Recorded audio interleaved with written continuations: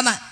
திருநீர் இட்டார். யார் கேட்டார்? சிவனை மறந்து யார் வாழ்ந்தார் அப்படின்னு நெற்றியில பூசிருக்கக்கூடியது திருநீர். ஆமா.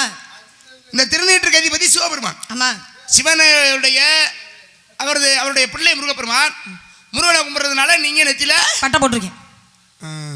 என்ன சிவனுடைய பிள்ளை முருகன். முருகனுடைய நெத்தியில என்ன இருக்கு?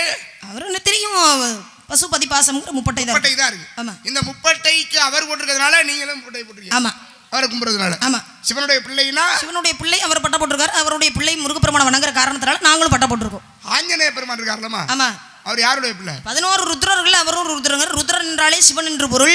அப்ப சிவனுடைய பிள்ளை தானே ஆஞ்சநேய பெருமான். சிவனுடைய மறு அம்சமாகவே அவரே தோற்றுவிக்கப்பட்டார்னு ஒரு கருத்து இருக்கு. ஆஞ்சநேய பெருமான். சரி, சிவபெருமான் நெத்தியில என்ன இருக்கும்?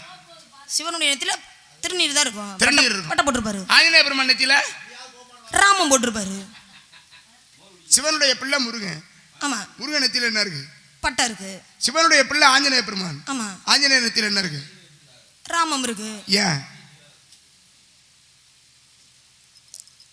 யோசிக்க வேண்டிய விஷயம். விஷயம்னா போய் யோசிச்சுட்டு அப்புறமா இந்த சவுடாலாம் அப்புறம் பேசு. சரி, முருகப்பெருமானுக்கு அடுத்து பிறந்த ஒருத்தர் இருக்காருல்ல. யாரு? கலியுக வரதன். ஐயப்பன். ஹரிஹர சுதன் ஐயப்பன். ஆமா. அவர் யாருடைய பிள்ளை? அவர் சிவனுடைய பிள்ளை தான். சிவனுடைய பிள்ளை தானே. சிவனுடைய நெத்தியில என்ன இருக்கு? சிவனுடைய நெத்தியில சொல்லுங்க.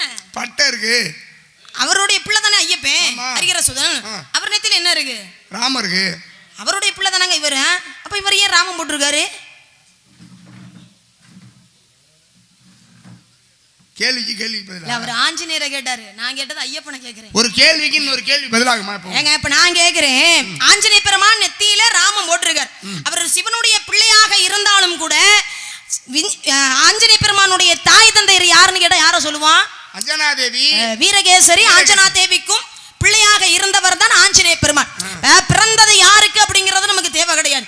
எடுத்து வளர்த்தவர்கள் நாராயணனுடைய மிகப்பெரிய பக்தர்கள்.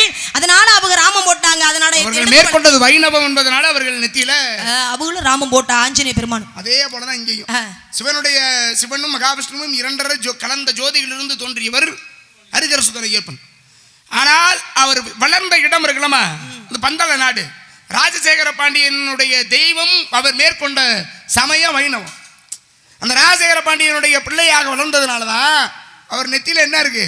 போற போக்குல நீங்க வாட எதையாவது ஒரு பேரை சொல்லிட்டு போவீங்க போல இருக்கு. எதையாவது ஒரு பேர் எதையாவது சொல்லலாமா? அவர் பேர் ராஜசேகர பாண்டியன் தான். நீங்க ராஜசேகர பாண்டியன் மதுரை எம்பதியிலே இறைவன் கால் மாறி ஆடிய படலம் கண்ட ராஜசேகர பாண்டியன் நினைச்சிடக்கூடாது.